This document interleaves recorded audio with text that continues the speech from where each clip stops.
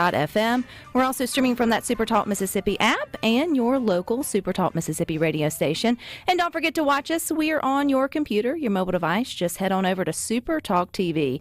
And if you need a laugh, then you're in luck. There's only 3 days left until an evening with Jeff Foxworthy occurs at the Heindl Center in Senatobia. And to get you geared up with the fun, we've got Jeff Foxworthy himself joining us today. So welcome, Jeff. Thank you so much for having me, Rebecca. So this isn't your first trip to Mississippi, is it? Oh, Lord have mercy. No, my wife's from New Orleans, and she's got all kind of relatives in Mississippi, and maybe I might have got one or two "you might be a redneck" jokes out of Mississippi at some point in my life, but no, I've been to Mississippi a bunch. So the show is happening this Friday night at 7:30 at the Heindl Center. I hear you're going to have a special guest. Who's going to be joining you, Jeff?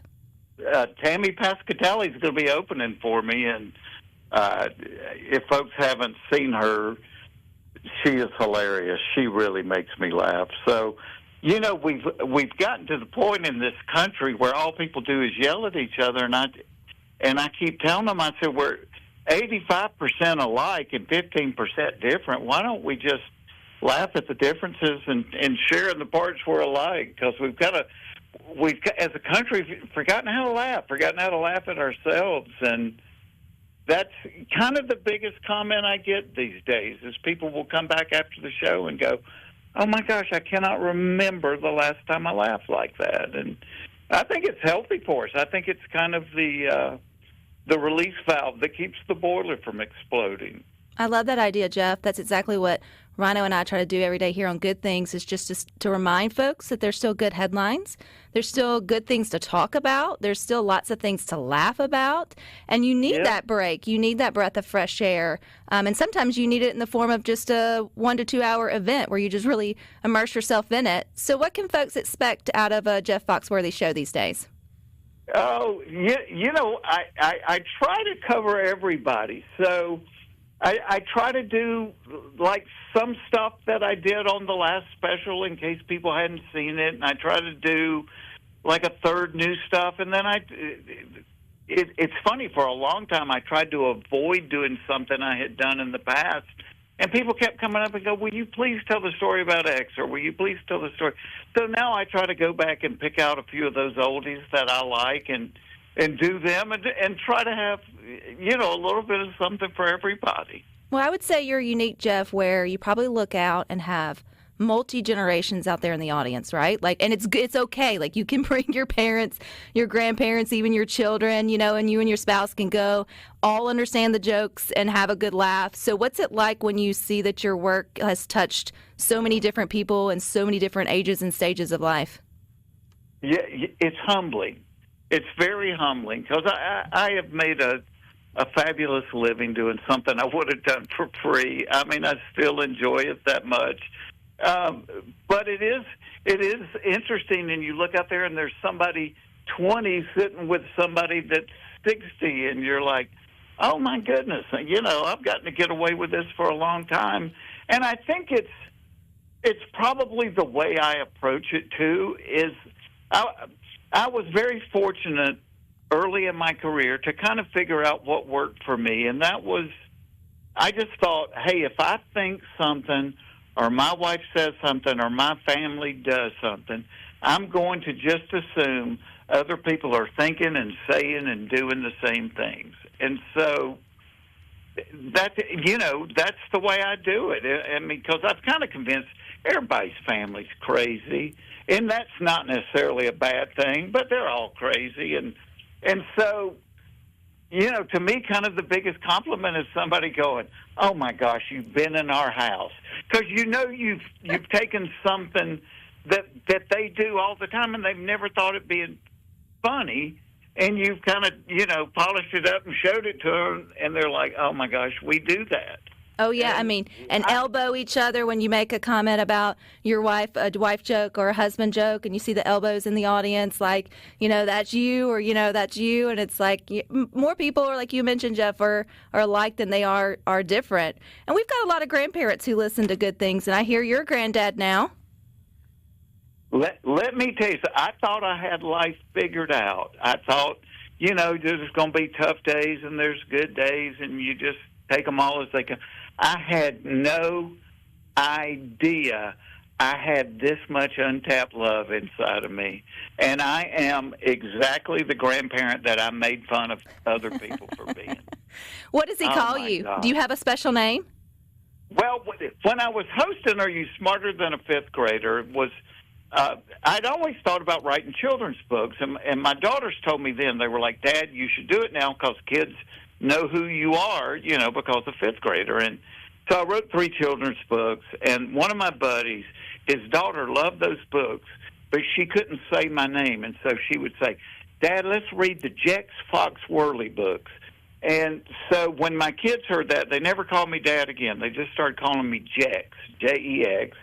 And I thought, well, if it started because a little kid could say it, then that would be a good granddad name. So that's my granddad name is Jex, Jex. I love that. Watching your children become parents, does that give you a whole new host of content, Jeff? It does, and I mean, it's kind of shocking that the kids that you would walk in their room and gripe about it looked like a grenade went off, now have clean houses, and they're raising babies, and they have food in their refrigerator and jobs, and you're like, oh, my word, it actually worked. It actually worked. They're functioning adults. And it's just such a joy to see them being parents and being good parents. Well, you give me so much hope, Jeff. It's a sweet season of life. Oh, yeah, grandkids are God's reward for not killing your children. It just is. Well, I have a 12-year-old who's that messy kid right now, Jeff, or almost 12-year-old. She'll be 12 Thursday. Let me tell you, there is hope, and you're about 2 years away from being the dumbest human being on the planet because nobody's smarter than a 14-year-old. But there is hope, and they do come back around, and they actually figure it all out. It's a miracle. I love that. So do you still collect any entries for your Redneck Dictionary that everybody finds so popular? I do. I quit doing the jokes on stage a long time ago. I just got one. All right, I got to share this with you. So my grandson, Ronan, he's 3, and so he's just kind of doing the whole swim lesson thing and learning to swim. And we were in the pool a couple of weeks ago, and he comes over to me and he says, Jex, I got to pee. And I said, buddy, you can pee in the pool. Everybody does it. Nobody talks about it, but everybody does it. And he said, really? And I kind of laughed. I said, yep. And he swam away from me, got to the side, climbed out of the pool, pulled down his bathing suit, and peed into the pool. So I said, if you've ever peed in the pool without being in the pool, you might be a redneck. So he gave me the first redneck joke he's given me. I love that. Well, we created a redneck word here on Good Things that I think you need to add into your dictionary. Please share it, yes. So every now and then, Jeff, things just fly out of my mouth, but censored so far here on the radio. And one word that came out one day was disemboggled. And our text line flew up with, what does that mean? Where'd that come from? I have no idea, but it's now a staple in our lexicon here at Good Things is disemboggled, which simply just I love means... it. It's just totally messed up. It's disemboggled. Disemboggled. Yeah. So I felt like if you need a new entry, we've got you one. That's a perfect word, and I understand what it is. Exactly. Yeah. Flustered or just disemboggled. I don't know. Yeah. Sometimes it happens. Our tables mess up. The whole thing's disemboggled right now. Absolutely. Yes, I get it. And we need a little humor, which means we need to come out and see you guys at the Heindl Center Performing Arts there in Senatobia. Tickets are still available at 7:30 on Friday. Do you know how folks can get them? I don't, but you're going to tell me, right? Yes, they can go to the website, HeindlCenter.org. They can also stop by at the office weekdays from 12 to 4:30, or they can call by phone in that way. Jeff, I will have to say a few weeks early, but you have a birthday coming up, so happy birthday, because you and my youngest share the same day. So I've got a 12-year-old and a 5-year-old, so I am disemboggled 24/7. Well, I tell my kids now that they're parents, I said, now you understand why your parents are crazy. It's because y'all made us this way, and your children are going to do the same thing to you. Well, we absolutely, I appreciate your time.